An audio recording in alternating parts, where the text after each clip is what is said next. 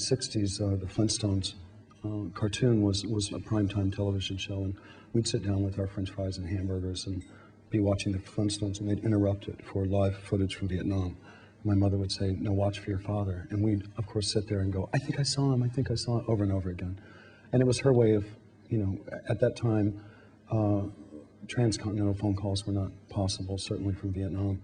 And the letters that he would write and the pictures that he would send, you know, were coming from this very faraway place. I mean, the globe meant nothing to a 5-year-old. Yeah. You spent every Christmas with your family, is that right? As many as you can. Every single one, yeah. What's the Stipe family Christmas like? Well, I pretty much, in the South, you would say I get a lot of who I am. I get honest from my, which means that I have a huge dollop of my father and a huge dollop of my mother, and then equal parts of my aunts and uncles and grandparents certainly thrown in.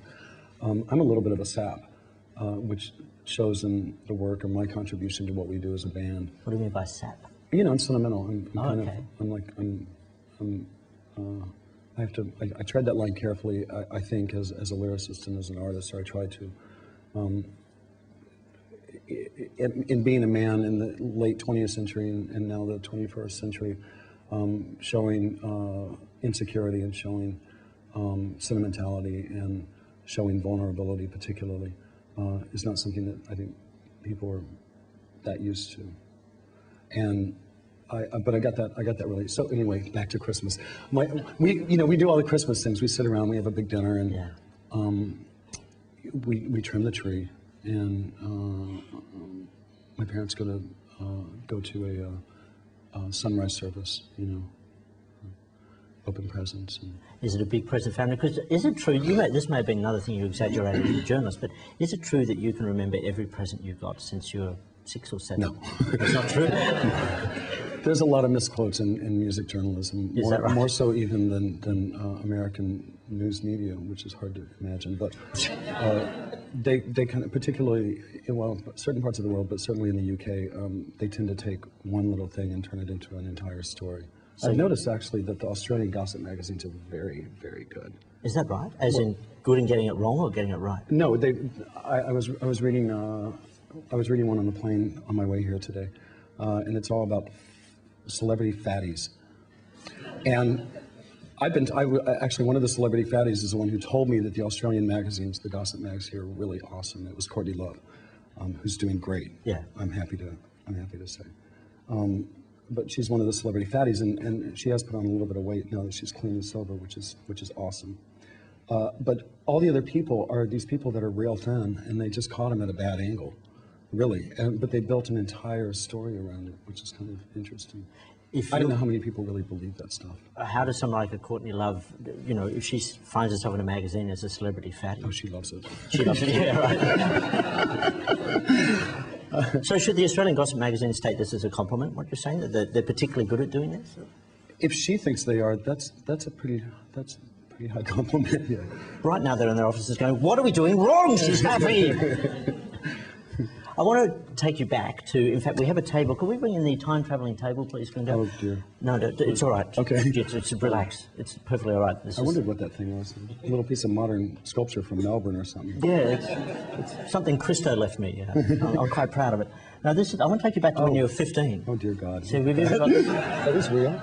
They're not, sadly. They're not real, but they're out of season in Australia. Eat them anyway. But a night where you got intimate with 2 kilos of cherries, Patti Smith's album Horses, and possibly a lava lamp. Not a lava lamp, no. And I have to say, I'll get that part. Thank you so much. That is one tidy rock superstar, ladies and gentlemen.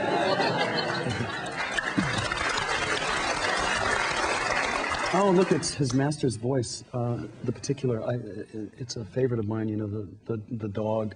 Looking at the gramophone, yeah. That's what my dog looks like. She looks like one of those dogs. You have a gramophone for your dog? No, right. I don't. Mike Mills has a gramophone, but to my knowledge, she's never tried to listen to my voice on it. Is that right?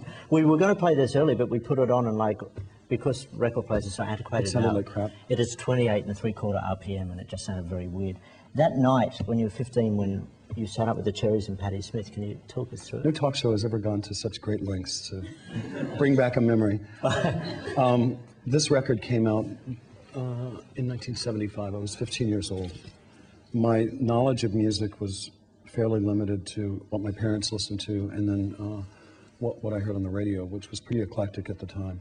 Living in Texas particularly, there was a lot of country music, and it was kind of the golden age of Tammy Wynette and George Jones. So there was some really good songs and singers.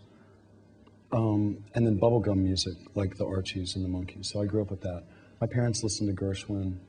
The 1812 Overture with live cannons was always played at the military parties that they would have after everyone got a little hammered. And that was about the extent of Mancini they liked. But I liked Benny and the Jets, and I liked by Elton John, and I liked Rock On by David Essex. And that was about it until this record. I found out about this record through a newspaper that I got a subscription to by accident from New York City called The Village Voice. And they were talking about this nascent scene at a club there that they were calling punk rock, and Patti Smith was a huge part of it. Well, she was the first of those people to release an album, and I bought it the day that it came out. Sat up all night listening to it, ate an entire bowl of cherries, threw up. There's a lot of vomit in this. I really don't throw up often. I just want to clarify. And decided that morning that I was going to dedicate my life to being in a band. What was it about Patti Smith and horses that did that to you? Because you described yourself at that time as dorkish, nerdish, insecure. Yeah, I'm still shy, but I overcame that at about the age of 22. It was ground zero. It was nothing had ever been put on record that sounded like this before. It was so free and so, for me, epiphanal, really.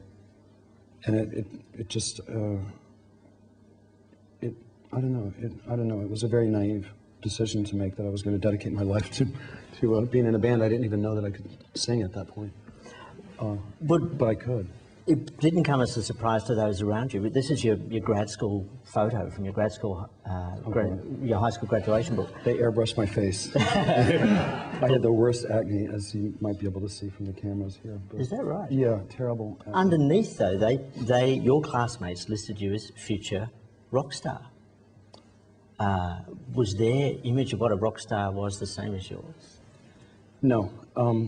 No, I had to kind of gradually and carefully introduce the few friends that I had. And then I actually, through music, 2 years later in my third year of high school, I was 17, met some guys who were like the toughest guys in the school. One of them had an older brother who was the toughest guy in 3 counties, and everyone knew it. And he sold drugs, and they had really long hair, and everyone was afraid of him, and they kind of became my bodyguards. And I became... in the movie Rumblefish, you know, the guy at the back with the glasses and the curly hair, that was me. Except he had better skin than I did. And why would they be your bodyguards? What was it about? I turned them on to this thing that was so much cooler than anything else that anyone was into, and it was this music that nobody really knew about except the very coolest people. I somehow just fell into this thing I mean, it was the day that the record came out. I couldn't have really, unless I worked in that nightclub in New York City, which was about as far away as Australia to me in the Midwest. I couldn't have been more on top of it. It's interesting though, because cool, anyone can have a record and put it next to them and say they're cool, but cool is something that lies within as well. Clearly, these other kids, there is a cool to you within you. Would that be right? That got a little out there, Andrew. It got a little out there. I'm not sure where you were going with that. How about we do it in 15 seconds and run it backwards? I'll say this, and this is probably a little too brutally honest for television, but I've never thought of myself as a very cool person. I've always thought that I think a lot of people that wind up being public figures, there might be some degree of insecurity that leads you to desire that kind of attention. I consider myself to still be kind of a nerd, and not particularly talented or attractive or interesting or intelligent or anything else. I used to wonder why my friends hung out with me. I then, of course, a little bit later in life, figured out that I do have qualities that are worthwhile, and the degree to which I apply myself as an artist, as a songwriter, is at